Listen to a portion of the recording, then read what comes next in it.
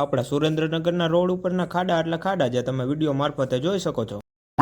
જય માતાજી, રામ રામ બધાને. શું કે મિત્રો, મોજમાં ને બધા? તો મિત્રો, ફરીવાર મારા એક વ્લોગમાં તમારું બધાનું સ્વાગત છે. તો આજે મારે જવાનું હતું સુરેન્દ્રનગર. ગાડી સાફ કરીને આપણે નીકળી ગયા હતા અને ચડી ગયા હતા ગામના રોડે. ધીમે ધીમે હું પહોંચી ગયો હતો હાઈવે ઉપર અને આજનું વાતાવરણ હતું તો મસ્ત ઠંડુ. પછી તો હું ચડી ગયો હતો કંટાળાલાયક રસ્તા ઉપર એટલે કેનલના ડ્રાઈવર્જન ઉપર. આપણે ડ્રાઈવર્જનની ઓલી બાજુથી આ બાજુ તો પહોંચી ગયા પણ આ બાજુ પણ ઘણી વાર લાગે એમ છે. સુરેન્દ્રનગર પહોંચીને સૌથી પહેલા તો હું આવી ગયો હતો આપણા ઘરે ને આ છે આપણી ગાડી, કેવી ચમકે છે ને. આપણા ઘરે થોડો સામાન ઉતારીને નીકળી ગયો તો હું રતનપુર બાજુ જવા, એક જગ્યાએ શ્રીમંત. ત્યાં આવીને આપણે બધા સાથે સાથે નીકળી ગયા નાસ્તો કરવા. નાસ્તામાં તો આપણે ચા અને પાપડી ખાઈ લીધી. પછી તો હોલમાં જોયું તો ત્યાં તો હાઈ લેવલનું ફોટોશૂટ ચાલુ હતું. આપણે પણ ફોટો પડાવવા જવાનું હતું એટલે આપણા નામનું કાર્ડ ગોતવા માંડ્યો. ફોટો પડાવીને આવીને ગાડીમાં બેઠો ત્યાં તો ટ્રેન જોઈ લીધી. પછી તો હું કામથી આવી ગયો હતો સબ હોસ્પિટલ. ત્યાંથી નીકળીને ઘર બાજુ જતો હતો ત્યાં તો વરસાદ ચાલુ થઈ ગયો હતો ધોધમાર. ગાડી બહાર મૂકીને હું સોસાયટીમાં આવી ગયો હતો. અહીંયા તો બધે પાણી ભરી દીધા. પછી તો ઘરે જવાનું હતું એટલે આવી ગયો બહાર. આપણને વધારે ગરમી લાગી ગઈ હતી એટલે ગાડીમાં એસી ચાલુ કરીને ઘડીક બેસી ગયો. ત્યાંથી નીકળીને આવી ગયો તો ઇન્ડિયન ઓઇલમાં પેટ્રોલ પુરાવા. તો આપણે એક જગ્યાએ ગાડી ઊભી રાખી હતી નાસ્તો કરવો હતો. ત્યાંથી મસ્ત એક વિડીયો લઈ લીધો. ઘર બાજુ જવા માટે આ રસ્તો તો લેવો જ પડે એટલે આવી ગયા હતા આપણે ડાયવર્જન. મિત્રો, આ રસ્તો કેટલો ખરાબ છે જે તમે વિડીયો મારફતે જોઈ શકો છો અને આ રસ્તો તમને કેટલો યોગ્ય લાગે છે એ કોમેન્ટમાં જરૂર જણાવજો.